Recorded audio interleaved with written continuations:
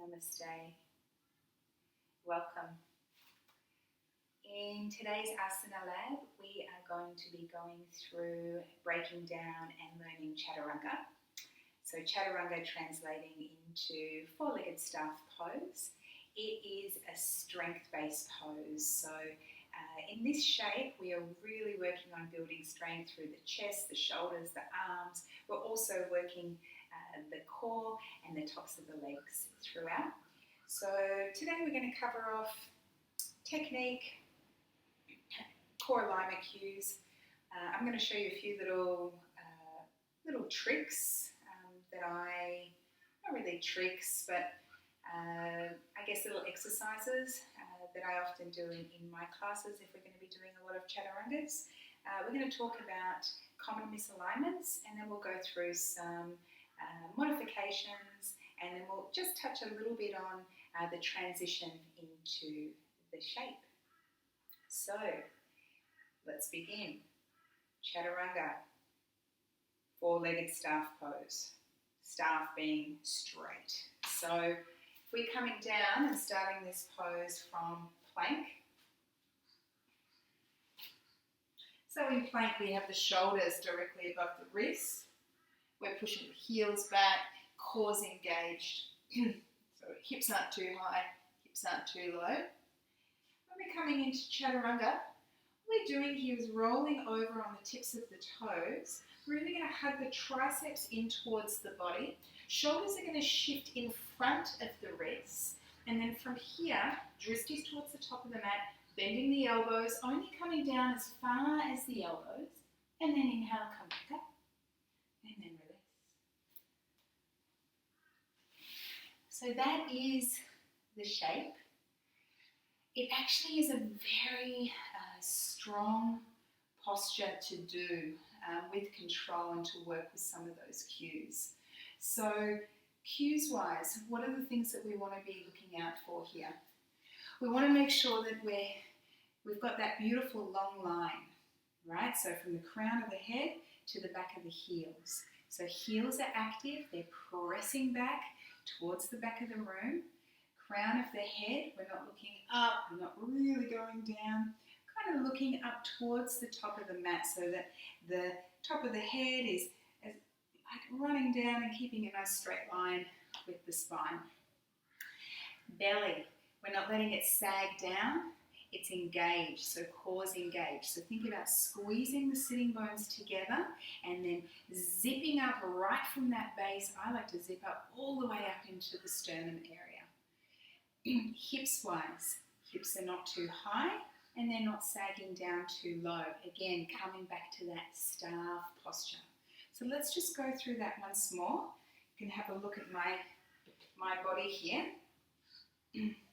Oh, and lastly, and we're going to touch on this a little bit more, in many ways I think one of the most important alignments in this posture is that we do not go down too far when we're bending through the elbows. So as we bend down and we're dropping the shoulders down, we're not going further than the elbows. So when we do that, we're actually putting a lot of pressure onto the shoulder joint. And really what we're wanting to do is to strengthen the shoulder joint. So we're just coming down to the elbows. And normally we don't push back up in Chaturanga unless your teacher has put that into a sequence where they might be working on strength, going from Chaturanga back up into plank.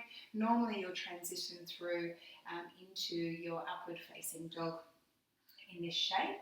But I like to show you what it's like when you lift up into plank, because it really shows you that it takes a lot of strength to stop yourself at the elbows and then to be able to move through from there. So let's go once more. Finding the plank pose. Again, nice and long. Dristies up towards the top of the mat. Heels are pressing back. From here, I'm going to roll over onto the tip of my toes. My triceps are really going to draw in towards the side of the body. As you can see, belly button isn't down like this, and hips are not up high like this. Really nice and long. From here, so shoulders are in front of the wrists, elbows in towards the body or triceps. Take a breath in, As we exhale, lowering down towards the elbows. Inhale, coming back up, and then release. Whew. Okay, so one of the things I like to do when I know in my classes we're going to be doing a lot of chaturangas is do a little exercise called the Chaturanga check-in at the start of the class. So for this, you might like to have 2 blocks or a strap. I'm going to show you 2 different methods. With the blocks, we're going to place them shoulder width apart. And the blocks here act as a barrier to stop us from going down further than the elbows. So this is a great technique in just starting to build that muscle memory of where you need to stop as you're lowering down through your chaturanga. So placing the fingers behind the blocks, finding the plank position. From here, rolling over on the tips of the toes so the shoulders are above the wrists, hugging the triceps in. We're really opening up through the chest here. As we exhale, releasing down, shoulder blades slide down the back, touching the blocks. Inhale, come up, and exhale, release. What I often find is when we do this in class, this is where students really realize that, wow, this is a strong pose. So how to modify the pose so that you can do it with that correct alignment. Simplest way is to work your chaturanga down onto your knees. So let's just do a quick demo with that. We're in plank. We're in that beautiful line. Lower down to the knees.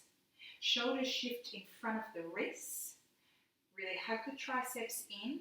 As we exhale, open up through the chest. Slide the shoulders down, bending the elbows. Inhale, come up. And then push back.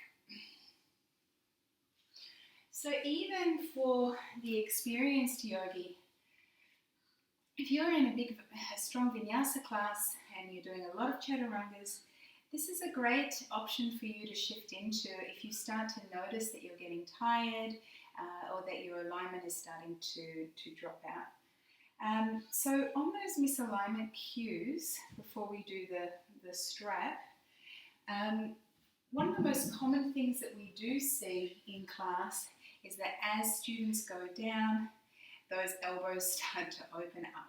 So we want to keep those really hugged in tight towards the body. So keep that in mind. Good thing when we use the strap here and we're practicing, the strap holds the elbows in towards the body. So again, if you don't have the blocks or you prefer to work with the strap, we're going to get our strap, make it into a loop. We want to have it shoulder width apart. That's about right. And then we're going to place the strap around the elbows. And you can place it just below, on the elbow joint just below. And what this strap's going to do, it's going to act as a barrier as you're coming down. The chest or the belly is going to come and make contact with the strap. And again, that's your indicator that you have gone down to where you need to go down and you're ready to transition. So, quick demo here. And as you can see, the strap is limiting me on how far my elbows can go out. So this is also quite good for people who realise that their elbows are really flaring out. This can be a great way to just start to learn to keep them hugged in nice and tight. Let's find our plank pose here. So once more, roll over on the toes, hug the triceps in towards the body. Shoulders are in front of the wrists. As we exhale, we're going to open up through the chest, shoulder blades roll down the back. Oh, there's the strap. Inhale, come up, and then exhale, release. Whew, I tell you what, it's first thing in the morning here, and these are tough. Okay, so these are some props just to check in, to see where you're at with your chaturanga. Just like any shape, every day can feel different, so it's good to check in. So the next thing I want to talk about is the transition. So often when we transition into chaturanga, we're transitioning from a standing posture from our Uttanasana pose, and then it's a step or jump back into Chaturanga. And so there has been a bit of controversy around when you jump back, do you jump back into plank pose first where the arms are straight, or do you jump straight back into Chaturanga? So I recommend doing your own research here for what resonates. For me, the feeling is that we jump back into Chaturanga, and that's solely because if we're jumping back into plank pose, we're putting a lot of pressure on that elbow joint as we jump back and really needing to kind of lock it in. Whereas if we're jumping back into Chaturanga, we've got the bent elbow, we're protecting that elbow joint, and again, we're working with the strength of the posture. It's a strength-based posture. So, so I'm going to give you a little demonstration from the jump back, just so that you can see, and then we'll also talk about, after you've jumped back, what's the transition often into your Urdhva Mukha Svanasana, so your upward facing dog. So, let's pretend we're in our sun salutation. We've done Urdhva Hastasana, and exhale Uttanasana, tight hamstrings. Ardha Uttanasana, little halfway lift, and then exhale, hands find the floor, jump back, Chaturanga. Here we go. Then from here, it's a roll over on the toes. I'll flip the toes over, draw the chest through, press into the hands, Urdhva Mukha, upward facing, and exhale, downward facing dog.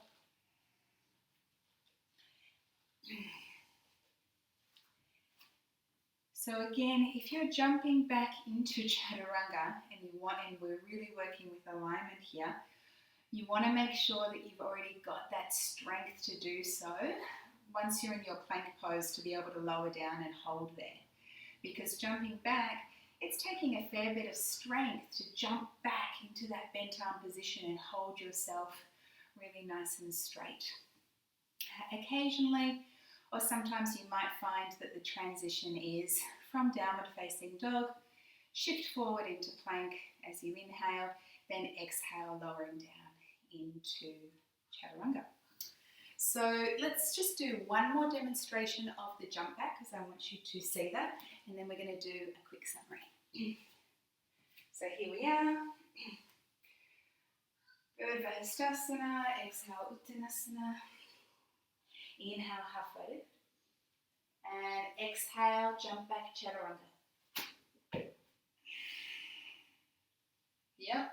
Inhale, Urdhva Mukha, rolling over on the toes. And exhale, Ardha Mukha. Okay. All right. So, summary.